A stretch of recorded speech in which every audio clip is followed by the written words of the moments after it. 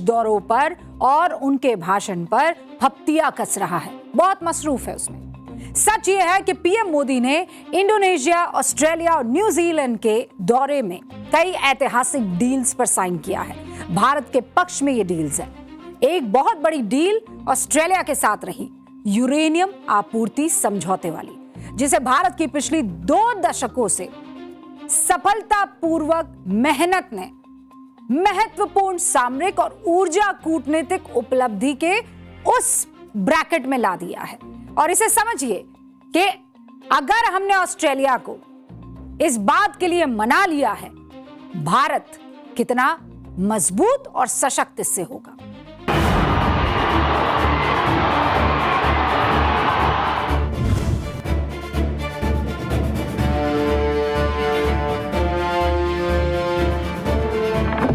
एक तरफ गौरव है, राष्ट्र गर्व है, विकसित भारत के विजन पर प्रगाढ़ होते वैश्विक संबंध हैं, दूसरी तरफ पीड़ा से उपजा प्रहसन है, हार की खींच से नजर तंग है।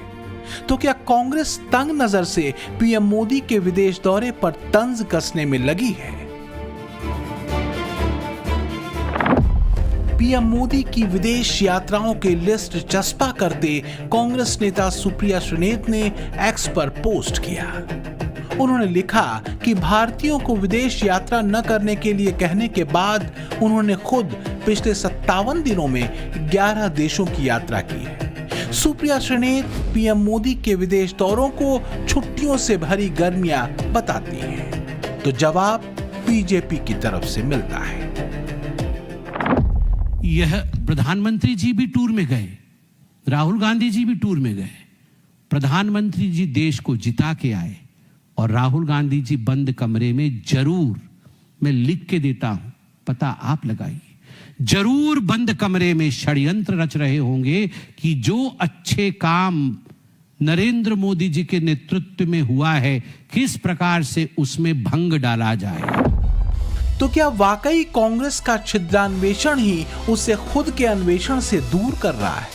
वैसे एक्सपर्ट कहते हैं कि कांग्रेस आहत है, उसकी पीड़ा किसी भी पैमाने के पार जा चुकी है।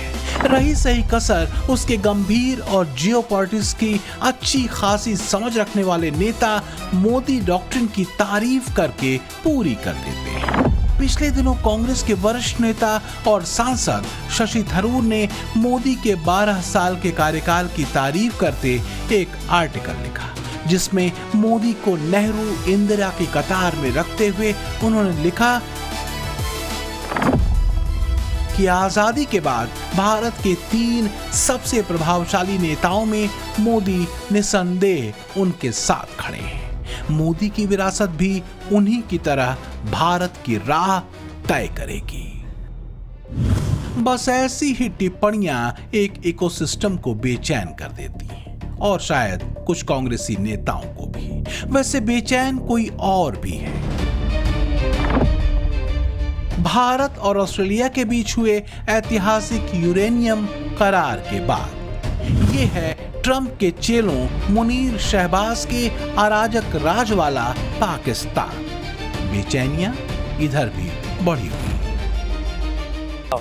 भारत अब तक यूरेनियम कजाकिस्तान, उज्बेकिस्तान और कनाडा से लेता था, लेकिन इस बार के पीएम मोदी के ऑस्ट्रेलिया दौरे के बाद ऑस्ट्रेलिया से भी यूरेनियम आपूर्ति को लेकर डील हो चुकी है।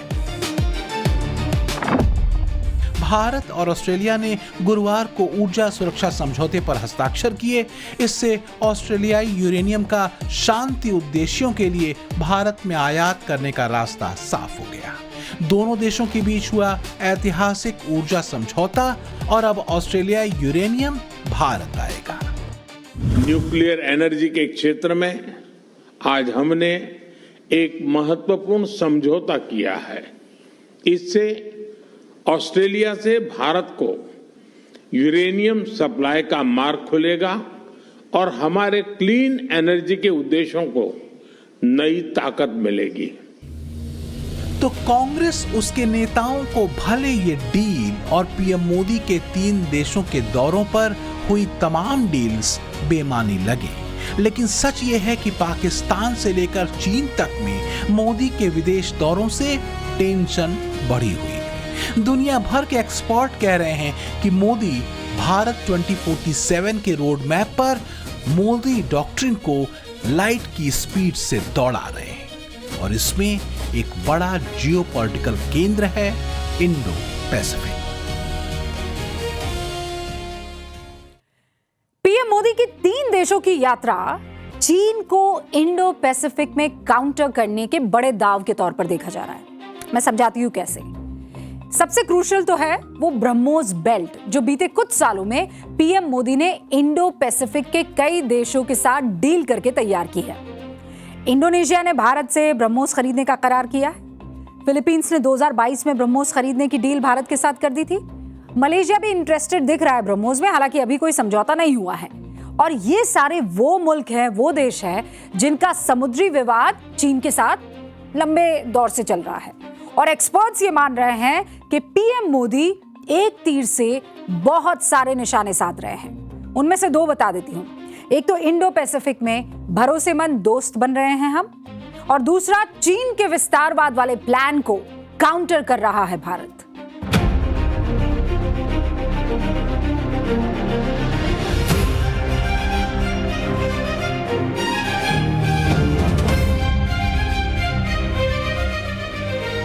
जनवरी 2026 से 12 जुलाई 2026 तक पीएम मोदी 6 विदेश यात्राओं पर जा चुके हैं, जिनमें से कुल 13 देशों का दौरा उन्होंने किया। 7 से 8 फरवरी को मलेशिया का दौरा, 25 से 26 फरवरी को इजराइल का दौरा, 15 से 20 मई के बीच यूएई, नीदरलैंड, स्वीडन, नॉर्वे और इटली का दौरा, 13 से 18 जून में फ्रांस और स्लोवाकिया का दौरा, 27 से 29 जून को सेशल्स और 6 से 11 जुलाई के बीच इंडोनेशिया, ऑस्ट्रेलिया और न्यूजीलैंड का दौरा। माननीय प्रधानमंत्री जी का 3 देशों का गमन रहा। माननीय प्रधानमंत्री जी इंडोनेशिया, ऑस्ट्रेलिया और न्यूजीलैंड गए। उससे पहले वो सेशल्स भी गए थे। बीच में जापान की राष्ट्राध्यक्ष भी भारतवर्ष आई थी। कुल मिलाकर के इसका नतीजा क्या रहा, भारतवर्ष को क्या मिला, व्हाट डिड इंडिया गेट, और हमने इसका नाम रखा है 10 कदम 10 का दम। कूटनीतिक नजरिए से देखें तो पीएम मोदी का 3 देशों का ये दौरा इंडो पैसिफिक में एक दमदार दांव के तौर पर देखा जा रहा है, खासकर चीन को काउंटर करने के पॉइंट ऑफ व्यू से। आखिर 3 देशों के दौरे में 10 कदम 10 का दम है क्या, इसे समझिए जरा। पीएम मोदी के इस दौरे से भारत ऑस्ट्रेलिया रक्षा साझेदारी को नई धार मिली है, इंडो पैसिफिक में भारत को रणनीतिक बढ़त मिली है, क्रिटिकल मिनरल्स और यूरेनियम सहयोग मजबूत हुआ है, इंडोनेशिया के साथ डिफेंस साझेदारी का विस्तार हुआ, भारत इंडोनेशिया समुद्री सुरक्षा सहयोग मजबूत हुआ, न्यूजीलैंड के साथ मुक्त व्यापार समझौता वार्ता को गति मिली, इंडो पैसिफिक में साझा रणनीतिक कोऑर्डिनेशन बढ़ा, आतंकवाद के खिलाफ तीनों देशों का साझा समर्थन हासिल हुआ और रक्षा नौसैनिक अभ्यास और सुरक्षा सहयोग को बढ़ावा मिला, और इसके साथ ही शिक्षा, इनोवेशन और तकनीक में नए सहयोग समझौते तीनों देशों के साथ भारत के हुए। Prime Minister Modi, my friend, welcome to marvellous Melbourne. As a true friend of Australia and a very dear friend of mine, it is an honour to host you this evening. Indonesia के सर्वोच्च नागरिक सम्मान बिंतांग आदिपूर्णा से सम्मानित किए जाने के बाद पीएम मोदी विदेश में सबसे ज्यादा सर्वोच्च सम्मान पाने वाले प्रधानमंत्री बन चुके हैं। पीएम मोदी को अब तक 35 देशों के सर्वोच्च सम्मान से नवाजा जा चुका है। इंडोनेशिया की जमीन से ही पीएम मोदी ने विस्तारवाद बनाम विकासवाद के सूत्र वाक्य के साथ एक तरह से इंडो पैसिफिक में भारत के नजरिए को साफ कर दिया है। भारत दुनिया का वो देश है जो विस्तारवाद नहीं विकासवाद की नीति पर चलता है और इसलिए हम भारत में कहते हैं सबका साथ सबका विकास, together with all, development for all.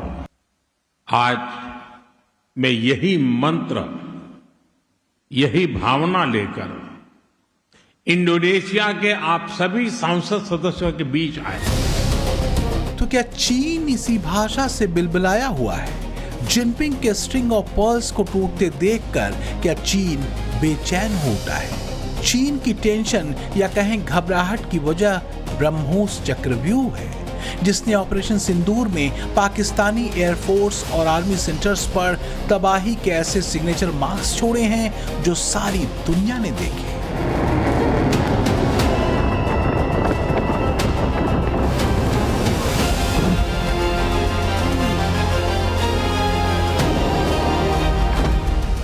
और इसी ब्रह्मोस का एक चक्रव्यूह तैयार हुआ है चीन के इर्द गिर्द, उन देशों में जिनकी समुद्री सीमा में चीन घुसपैठ करता रहा है। ये हैं इंडोनेशिया, वियतनाम और फिलीपींस।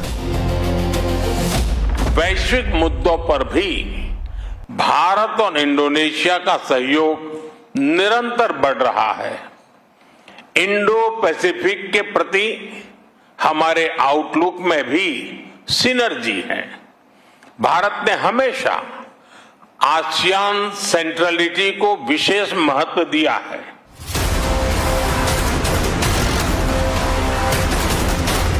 मतलब ये कि साउथ चाइना सी में ब्रह्मोस ने अपने निशाने तो सेट कर ही लिए हैं। अब जरा देखिए कि इंडोनेशिया, वियतनाम और फिलीपींस के साथ किस तरह का समुद्री सीमा विवाद है। दरअसल ये तीनों देश इंडो पैसिफिक क्षेत्र में चीन की बढ़ती समुद्री गतिविधियों को लेकर चिंतित हैं। भारत के इन देशों को ब्रह्मोस देने के बाद इनकी तटीय प्रतिरोधक क्षमता मजबूत होती है और क्षेत्रीय और सामरिक संतुलन में महत्वपूर्ण भूमिका निभाती है। जैसे इंडोनेशिया का चीन के साथ नातूना द्वीप के आसपास विशेष आर्थिक क्षेत्र को लेकर विवाद है। पीएम मोदी के दौरे पर ब्रह्मोस खरीद पर समझौता हुआ है। दूसरे नंबर पर फिलीपींस आता है, जिसका चीन के साथ दक्षिण चीन सागर में गंभीर समुद्री क्षेत्रीय विवाद है। 2022 में फिलीपींस भारत से ब्रह्मोस खरीदने वाला पहला विदेशी देश बना। ब्रह्मोस का इस्तेमाल खास तौर से ये अपनी तटीय रक्षा और दुश्मन के युद्धपोतों को रोकने के लिए कर रहा है। तीसरा देश है वियतनाम, जिसका चीन के साथ दक्षिण चीन सागर और खासकर स्प्रेटली और पैरासेल द्वीपों को लेकर विवाद है। 2026 में भारत ने वियतनाम के साथ ब्रह्मोस आपूर्ति समझौते की पुष्टि की है। We recognize India's influence as first responder role in this critical area, and we want to work with you for a free and open Indo-Pacific.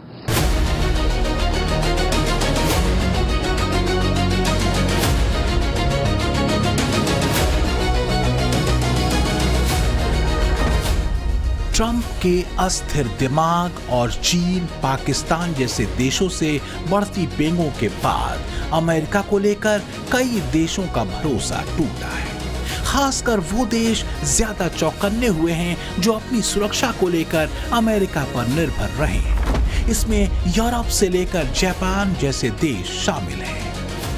Modi के नेतृत्व में भारत इन सभी देशों के लिए भरोसेमंद पार्टनर और विश्वास पात्र मित्र साबित हुआ है। और इसमें शक नहीं कि मोदी डॉक्ट्रिन दुनिया के लिए हर मुश्किल दौर में एक पॉजिटिविटी से भरा डॉक्ट्रिन माना जाता रहा है। फिर चाहे वो कोरोना का दौर रहा हो, प्राकृतिक आपदाओं का या फिर युद्ध का। ब्यूरो रिपोर्ट, टाइम्स नाउ, नव भारत।